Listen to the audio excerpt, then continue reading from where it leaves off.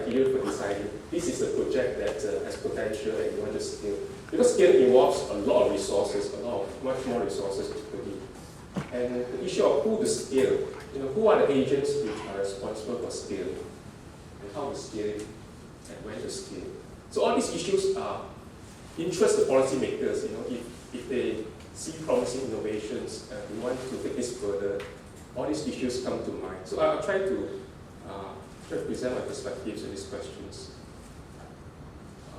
So when it comes to sustaining innovation, continued innovation in a school, it comes to trying to scale innovation, try to spread it, diffuse it. What innovations do you think of? Do you have some examples in mind? I guess you might put examples in Hong Kong. I've done a lot of work, perhaps in knowledge building, innovations. So let me share with you the research projects that I worked on. Specific school intervention. So our research work, we go to schools in Singapore, and over the past 5 years I've been working with schools on trying to introduce collaborative learning in the classroom. So Alan talked about Singapore Master Plan Education. So the third Master Plan Education, MP3, they have two very specific foci. One is to help students to promote self-directed learning, to give students more agency in doing their own learning, more ownership. The other one is collaborative learning, to help students to collaborate, to learn subject matters more deeply, to know how to collaborate. So we have a research project that tries to introduce small group collaboration in the classroom, learning different kinds of subjects. So think of a classroom. In a classroom in Singapore, it's 40 students. They organize in groups of, each group has 5 students, and they work together to discuss topics in science, in mathematics, in learning the Chinese language. So, and we use a technology called group scribbles.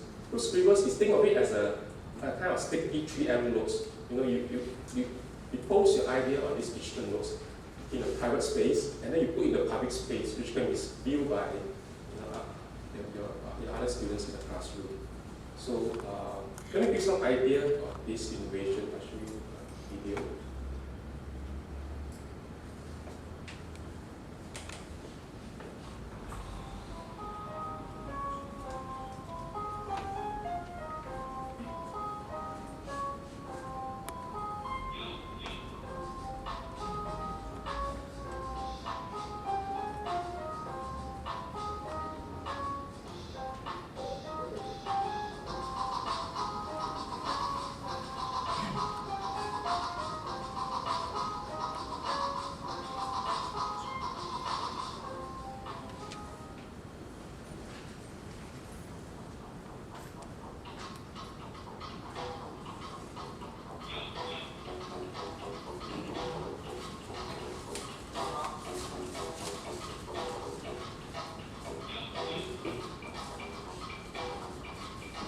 So the bottom is a private space, the upper part is a public space.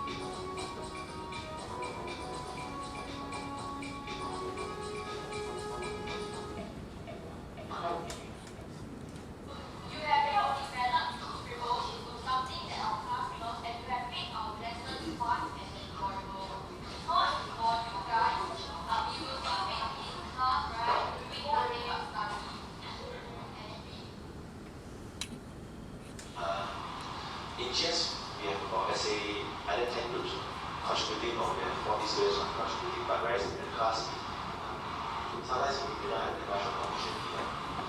Yeah. And I think GS, what we have is very real time where we can do and I can see.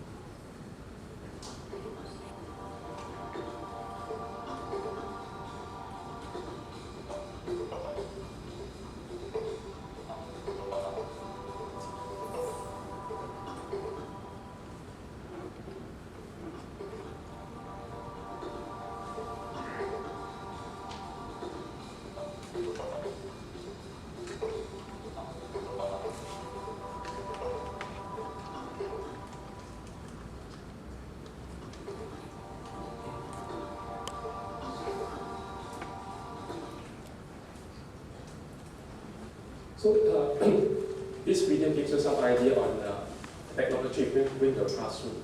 Something that's low denominator, easy to use, allows students to work together as small groups. So it's the idea of generating bite-sized notes that can put on a post-it note and put in a public space where you can continue to build on these ideas. So we share some of the, we take some of the design principles of knowledge building and to help design lessons for this. To co-design lessons with teachers in the classroom or these different subjects. So we've been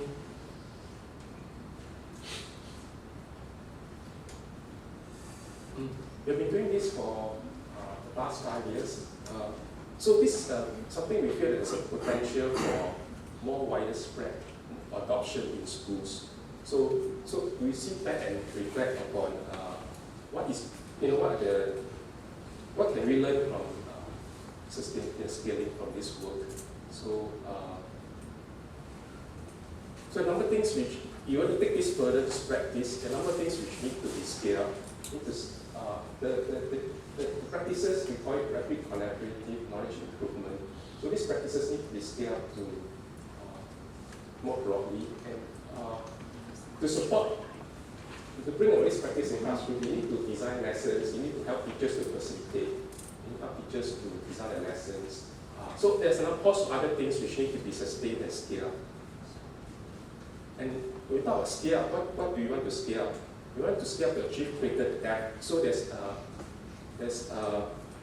meaningful use of technology. It's not just to use the technology to do things which they can do in a classroom, but to really learn things in deeper depth, through collaboration, to eventually let the teachers take more ownership.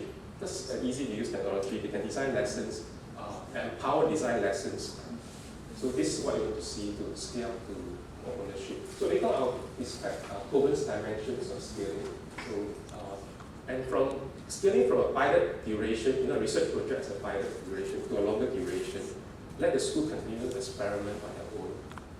From a few teachers to a broader community of teachers.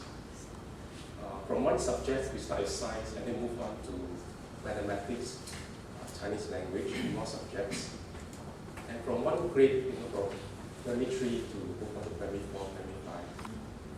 So from one class, the pilot class, to more classes. So these are challenges to scaling. Not scaling, there are many aspects of it.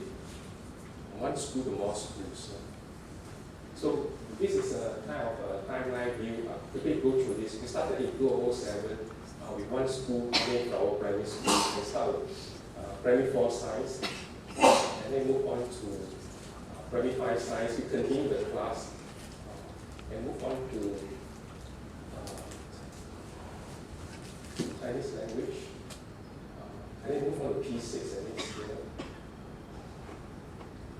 And then later, more schools come in and talk to the teachers, and we more schools using group students. And then Ministry of Education, because this is a project funded by our National Research Foundation. Ministry of Education is interested to take this further, so they work with us to take it to 6 more schools. So why do you think that we want to scale this? Because of the efficacies, right, learning efficacies of students. So this is where research comes in. Research shows the positive gains in learning. So I won't go into this. So these are where researchers come in to measure the learning efficacies. For example, they did better in the traditional examinations, better communication, better collaboration, critical thinking skills. And how to scale? So this is the challenging problem, how to scale. So we believe that we need teachers as agents to share experiences. So the teachers share in seminars, in ministry education events. And then we have to, in these artifacts which articulate the principles, the lesson plans, materials, exemplar lesson videos, and lesson studies. And then all the technologies are going to support schools for the 3 years installation and running, and the software feature classes. So this is very big challenge. We are a research team. When it comes to start to spread to more schools, we could not handle the demands for broad usage. So we developed a website to put all these resources together. So just to share, this is what we try to do. We did some of these things, but it's still a challenge for us to take it to more schools. Although some of the schools have already taken on this. So that shows how difficult it is to take a research innovation and try to spread it to more schools. And we realize the challenges are great. We like to use the metaphor of the wooden barrel to illustrate the challenges. So we have a barrel containing water, and the capacity of the barrel is determined not by the longest crank, which typically might be a technology innovation or might be a pedagogical innovation, but they usually do not sustain or do not scale well because they fail to take into the other aspects which need to be addressed when you start to change practices in the school. So you need to look into policies, pedagogy, curriculum, skills, assessment. So it's not new to you, but you just use a metaphor to show the immense challenges of taking innovation to sustain it. And who to scale? So this issue is, we start bottom up because it's a research innovation in a school, and then we try to spread it. It should also be addressed from the top, how to Ministry of Education scale this from top down. In a way, they work with us to try to spread the 6 schools, and they try to understand what it takes to spread the 6 schools. So, and who to scale? Whose job is it to scale? Is it the MOE? Is it the school leaders? Is it teachers? Or is it the commercial entity, someone who has ownership of this, whose livelihood depends on this to do ongoing research, yes, and provide services for schools. So these are things we are still thinking about what are the strategies to take innovation further. So let me move on to another research innovation. So this is mobile learning in a primary school. We also have been working with a primary school, in this case a primary school for the past 4 or 5 years, been trying to have a one-to-one model. So every kid has a smartphone, and we want them to learn science through this smartphone device, one-to-one. The whole science curriculum is transformed into a form that's delivered through mobile devices, in this case a smartphone. So let me just show you this.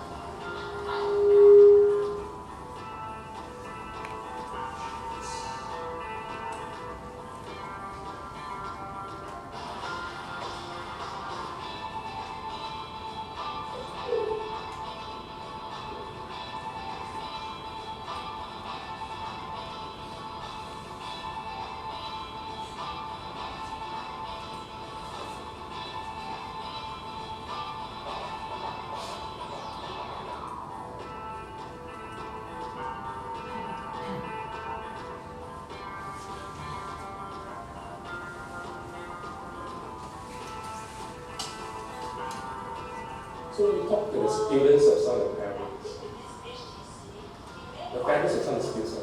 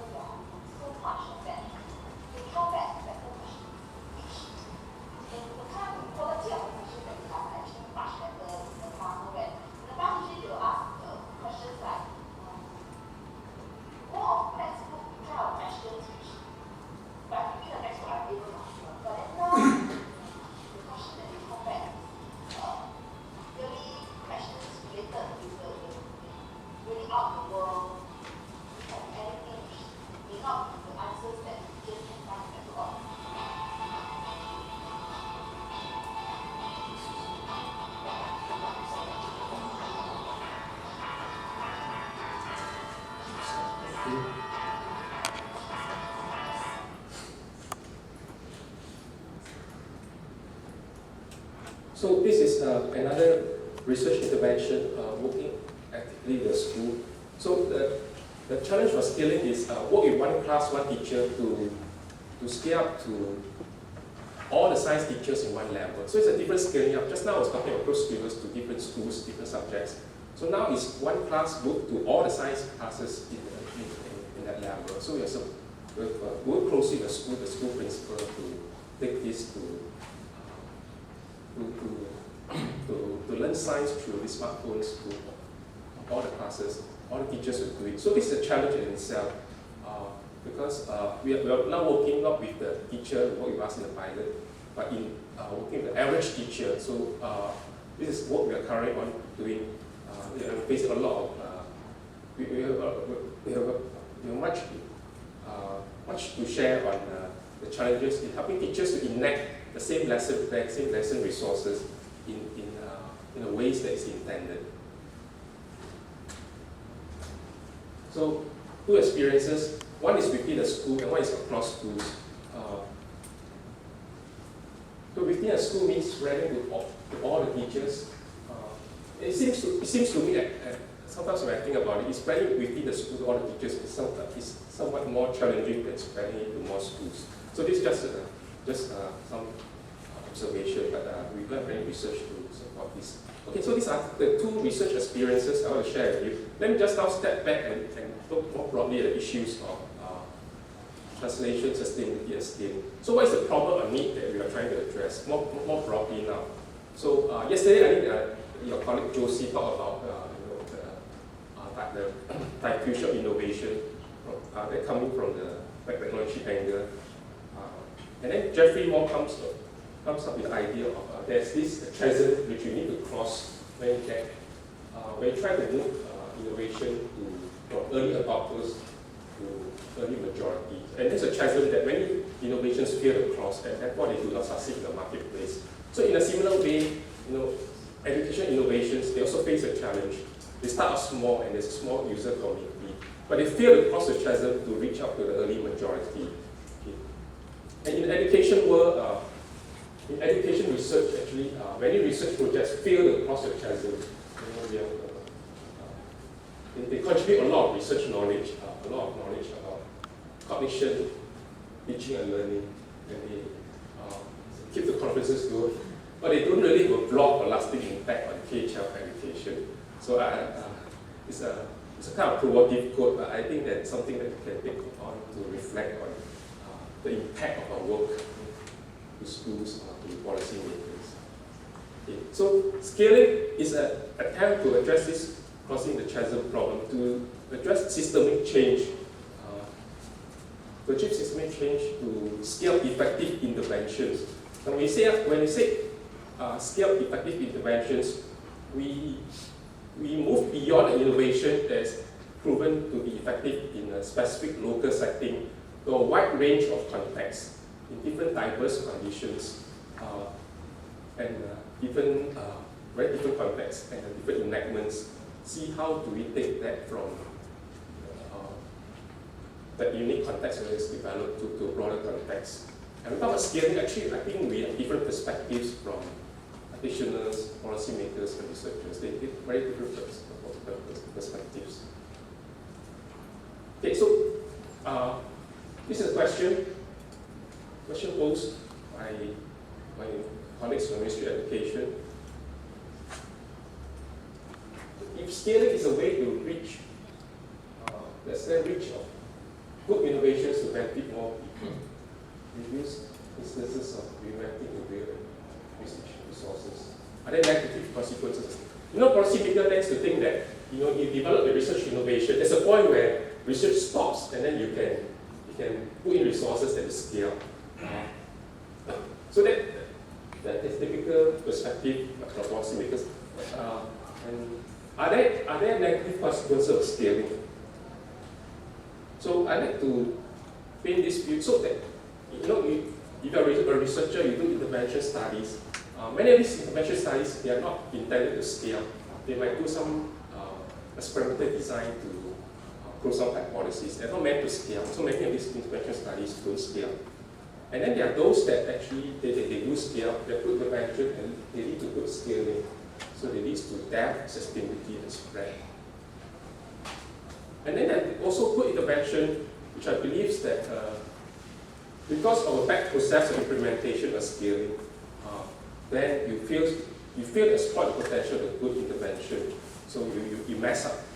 The innovation itself is good, but because perhaps the scaling up process, the implementation process is not thought through, it leads to bad or ugly scaling. And then there are also underdeveloped or not so developed intervention, but it's a good process of trying to spread it. And this may not be a bad thing. You build capacities in the agents, in the practitioners, in understanding these innovations and build up capacity for them to understand and develop these innovations further. So this is like, you don't think of scaling as scaling up some artifact product. You think of scaling as leveling up of capacity building. So,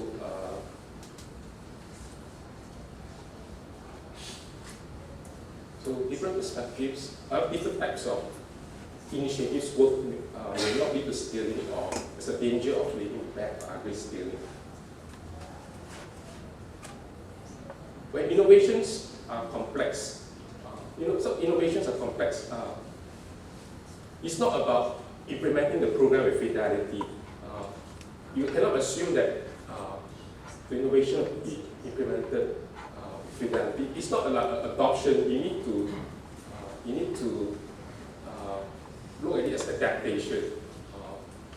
In most cases, in fact, it's not adoption, it's adaptation.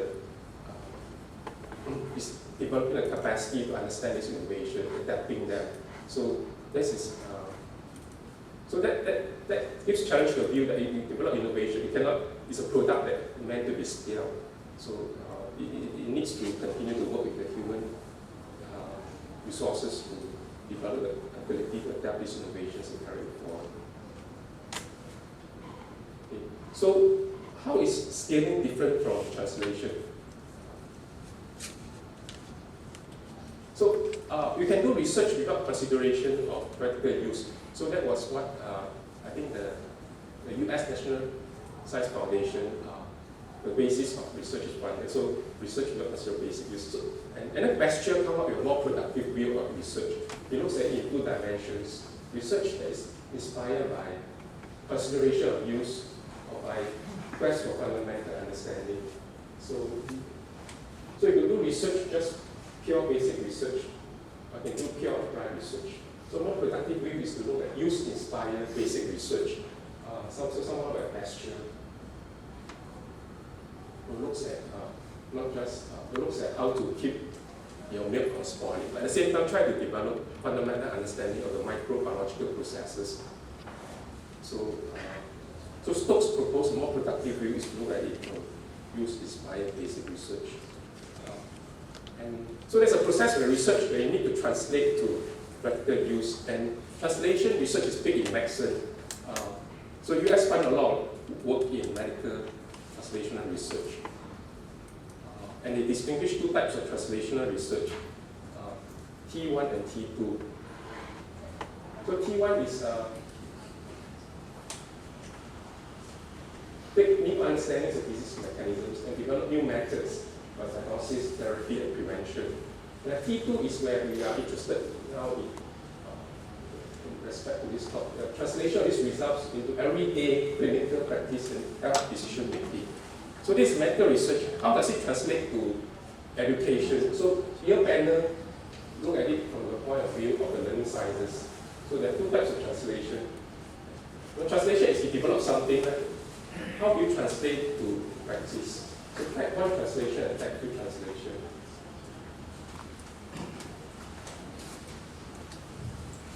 So the more basic kind of research is still, learning sciences research is type 1 translation. Translating principles from basic research into interventions. And then the type 2 translation is translating interventions in one or few settings into interventions that are scalable to many settings. So a lot of information here, but just think of it as type 1 is what we, in learning sciences, we call design-based research. And type 2 is implementation research. So I want to make a point that we do a lot of work in design-based research. If you're interested in sustainability and scaling, you should start to pay attention to implementation research. And the people involved are also different. So it's very disciplinary here in learning sciences. When you start to move to type 2 translation, you need to have other kinds of expertise like organizational researchers, students.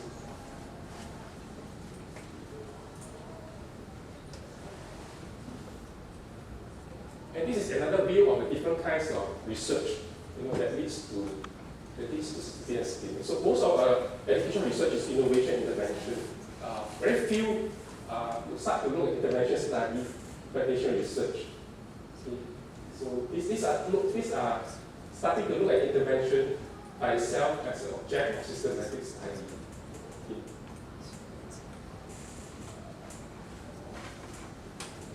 Okay, so we can approach scaling from different perspectives.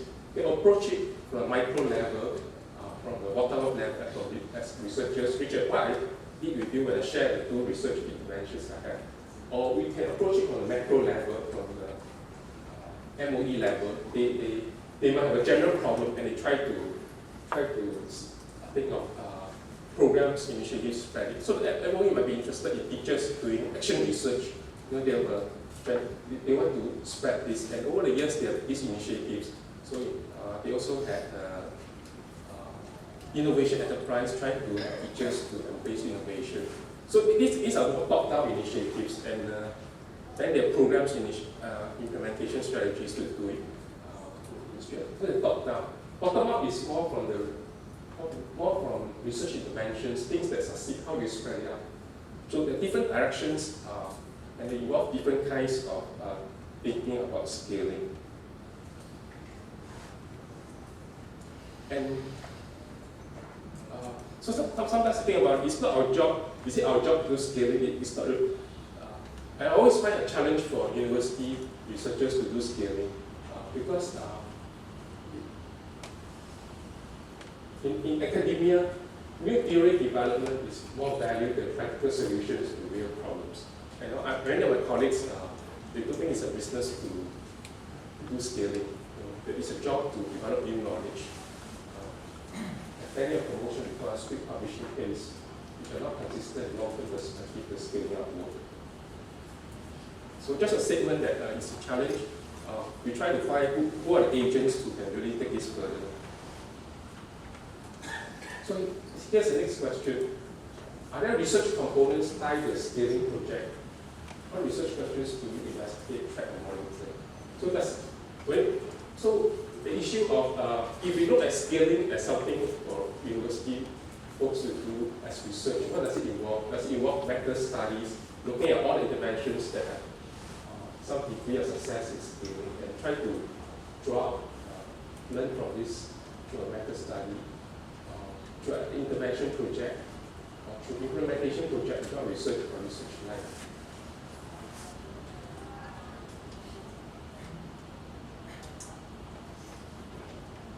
So, to address the question, I'd like to introduce the concept of design-based implementation research.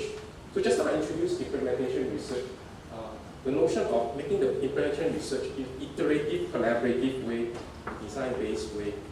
So,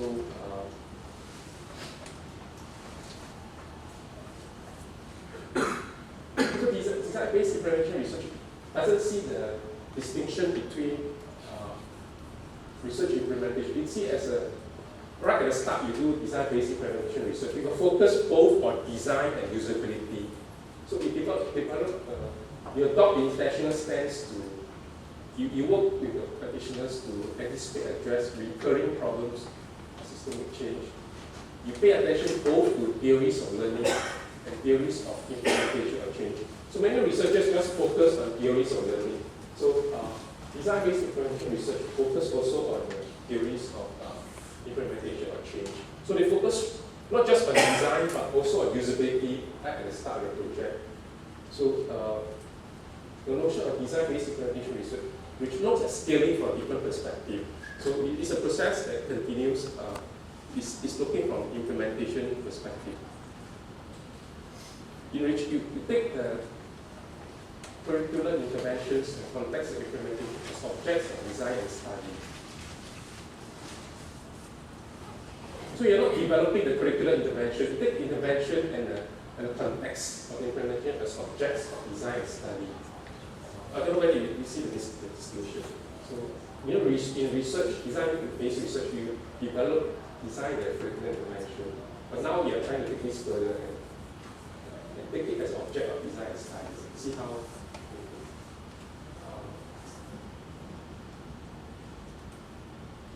do you call the process of system level changes and education? Ways to improve implementation of curricular interventions.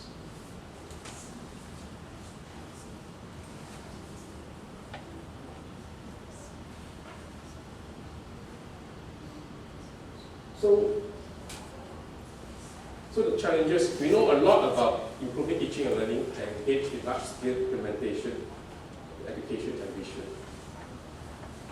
But we do not know enough about expanding, disseminating, assessing, sustaining what we already know.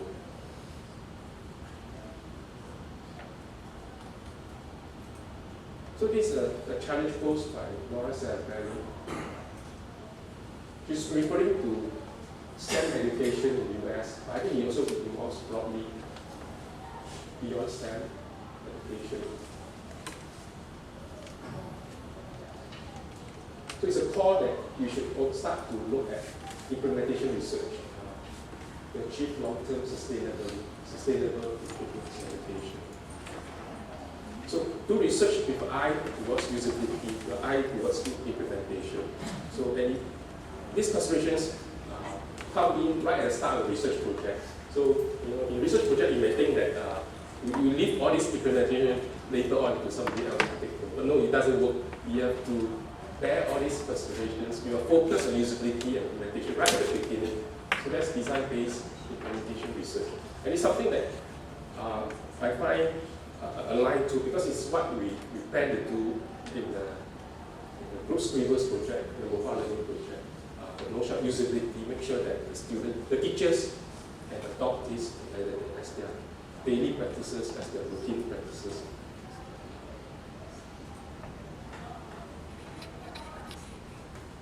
Here's the next question.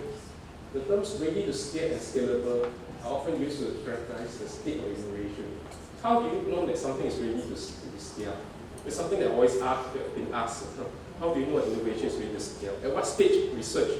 You have research, done enough research to say that this is ready to be scaled. So come back. to say a bit more about Coben's dimensional scale. So way back in 2003, Coben defined scale in 4 dimensions: the depth, the sustainability, whether it can be sustained, and how is it spread. So spread is the numbers, spread talks about numbers, to how many teachers, how many schools, and then the shift in reform ownership. So this is where research can find out about how much impact we have on that, sustainability, spread, and shift in reform ownership. So these are dimensions of scale. So to answer the question, when is something, a research innovation ready for scaling? So you can ask these questions: does it have depth? What the research evidence that has some form of established efficacy? And some folks even ask: is there a criteria, a rubric, a formula to decide when it's ready to scale? So I think that's not the question asked. So I don't think there's an exact measurement for when to scale. It's really value judgment of stakeholders. And if you and just now I talked about design-based implementation research. You take a different perspective to these issues. So it's not a dichotomy between doing the research and the scaling, but it takes a different perspective. It's an ongoing process, ongoing process in the process of design-based implementation research. And then Chris Didi takes the 4 dimensions and talk about the different the potential traps, the potential pitfalls in trying to spread, trying to scale innovation. So for example, you try to, the spread is you have the trap of optimality. You try to achieve, you want the innovation to be very perfect, very idealistic, but maybe that is a trap. So maybe think about less powerful innovation that reaches much greater number of users in a single step forward. So I think these are useful traps to pay attention to in trying to sustain a spread innovation. So he asked the question: if you have only 70% of resources, are you happy with that? And achieve 60% efficacy. Maybe that's a practical consideration. You cannot achieve 100% efficacy. Many researchers are very idealistic. You must follow all these design principles and you must do all these 100% efficacy. Any 100% resources, you cannot compromise. I think that poses severe challenges to sustainability and scalability. So maybe you think of it in this terms.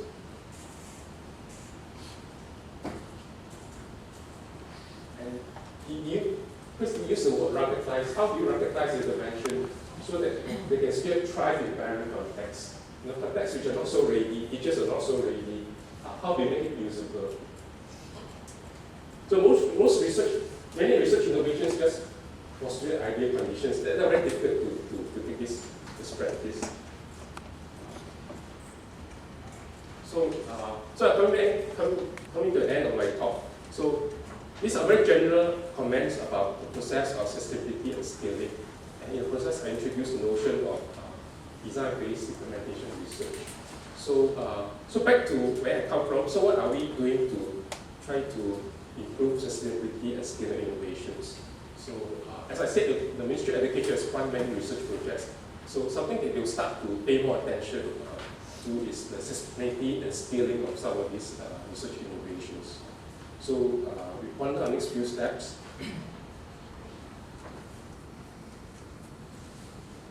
So this is my personal perspectives. So instead of thinking from the policy perspective, we can, from the research perspective, we can adopt more collaborative approaches to improvement. A lot of it is about long-term collaboration with researchers and practitioners. So we work with a school we work in a private school to do mobile learning for more than 5 years now. We have plans to continue working in the next few years. So it's very long-term collaboration, very hard work for us to take this further. But it's work that's meaningful, it's work that really sees all teachers in one level, P3 and P45, starting to take this innovation. They really address challenges, helping teachers to connect lessons in the ways that intended, and to adopt a perspective to use inspired research to address broad problems critical to act improvement. this is Stokes, the quadrant. So translation and scaling model. So just now I introduced Jeffrey causing a chasm. So as researchers, we do basic research, then we do translation research, type 1, type 2. So we do DBR and DBIR. At some point, there's potential for innovation there's gap innovation, we might start to do scaling research. So we have a lot of efforts in this area being focused here. So we really want to shift some of this. From a policy perspective, 5 years, the Ministry of Education funded us for 10 years. So they're looking at the next tranche of funding for the next 5 years. So I think the focus will really be on type 2 translation research and scaling research. To make this happen for research perspective, you need a lot of mutual adaptation with practitioners. So you'll start to think about how to develop this long-term relationship with students in Ministry of Education. So in my script, you're setting up a center for scaling, translation, and commercialization. So it's developed with the scholarship of the processes of translation and scaling education. So we believe that we are in a good position to do this because we have a close nexus of partnership between policymakers, researchers, and schools. In many places in the world, you know that researchers find it very hard even just to go to the school. So if you're able to go to the school, can we do more to contribute to the scholarship, these processes of translation and scaling?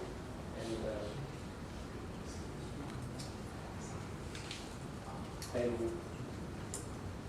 for obvious reasons, commercialization comes in.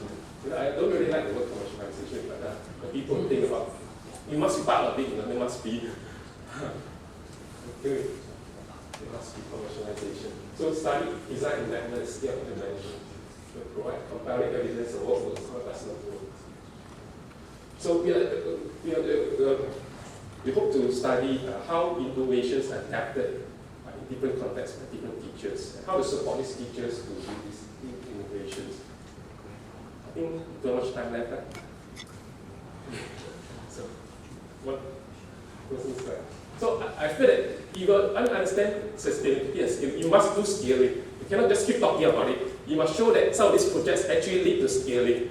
My colleague Jeremy Rochelle advised me, you must actually make scaling work first before I can talk really about scaling. So we are trying to do that. And we are also to do some meta studies and intervention projects, and then try to understand the conditions for successful scaling of intervention. So back to this, you must answer. Anyone?